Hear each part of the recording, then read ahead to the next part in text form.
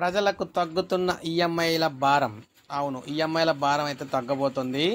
గృహ రుణ వినియోగదారులకు రిజర్వ్ బ్యాంక్ ఆఫ్ ఇండియా మరోసారి గుడ్ న్యూస్ చెప్పింది.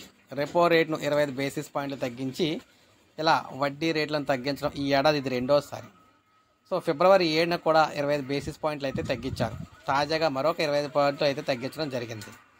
సో ఇక మనం చూసుకున్నట్లయితే ఆర్బీఐ తాజా నిర్ణయంతో ఎన్నాళ్ళగానూ ఈఎంఐ భారం మోస్తున్న గృహ రుణ వినియోగదారులకు మరోమారు ఊరట కల్పించే అవకాశం అయితే వచ్చింది. ఎవరైతే ఫ్లోటింగ్ రేట్పై గృహ రుణాన్ని తీసుకొని ఉంటారో వారికి ఈఎంఐ తగ్గనుంది.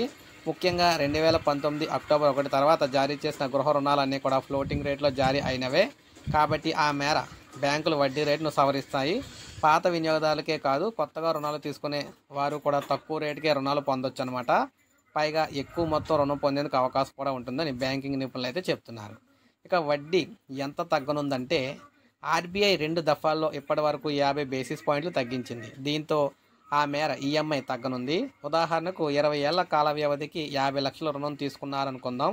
ఇంతకుముందు 9% వడ్డీ అనుకుంటే నెలకు 44,986 చెల్లించాల్సి వచ్చేది. ఆర్బీఐ 2 దఫాల్లో తీసుకున్న నిర్ణయం వల్ల ఆ మొత్తం 43,391 తగ్గనుంది. అంటే దాదాపు నెలకు 1,600 వరకు కూడా ఆదా అవుతుంది. దీర్ఘకాలంలో మొత్తంగా 4.70 లక్షల మేర ఆదా అవుతుంది.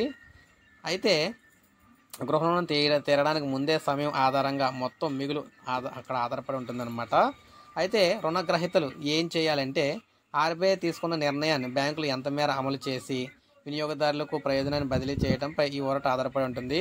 ఎక్స్టర్నల్ బెంచ్ మార్క్ లెండింగ్ రేట్పై తీసుకున్న రుణాలను బ్యాంకులు వెంటనే సవరించాల్సి ఉంటుంది. 3 నెలలకు ఒకసారి సమీక్షించి నిర్ణయం తీసుకోవాల్సి ఉంటుందని ఆర్బీఐ అయితే నిబంధనలు చెబుతున్నాయి. ఒకవేళ ఫిబ్రవరి నెల ప్రయోజనాన్ని ఇప్పటికీ బ్యాంకులు తగ్గించకపోతే మే నెల నుంచి అమల్లోకి వచ్చే అవకాశం ఉందని బ్యాంకింగ్ నిపుణులు అయితే చెబుతున్నారు. సో బిల్డర్లకు సంబంధించి హర్షం వ్యక్తం చేస్తున్నారు. ఎందుకంటే వడ్డీ రుణాలు అంటే వడ్డీలకు సంబంధించి గృహ రుణాలకు సంబంధించి వడ్డీలు అయితే తగ్గడం వల్ల అందరూ ఎక్కువగా ఇల్లు అయితే కొనుక్కుంటారని చెప్పేసి వారు అయితే ఆనందపడుతున్నారు. అయితే ఎవరైతే ఇప్పుడు ప్రజెంట్ గతంలో హోమ్ లోన్ తీసుకుని ఉంటారో వారికి 1,600 వరకు తగ్గే అవకాశం ఉంది. అదేవిధంగా కొత్తగా ఎవరైతే హోమ్ లోన్ తీసుకుంటారో వారికి తక్కువ ఇంట్రెస్ట్కి అయితే లోన్ అయితే దొరుకుతుందన్నమాట. సో ఇది మనకి తాజా సమాచారం. అందుకే గృహ రుణాలకు సంబంధించి ఈఎంఐలు అయితే భారీగా తగ్గబోతున్నాయి. సో ఇది అప్డేట్. ఒక లైక్ చేయండి, సబ్స్క్రైబ్ చేసుకోండి, మన ఛానల్ సబ్స్క్రైబ్ చేసుకుని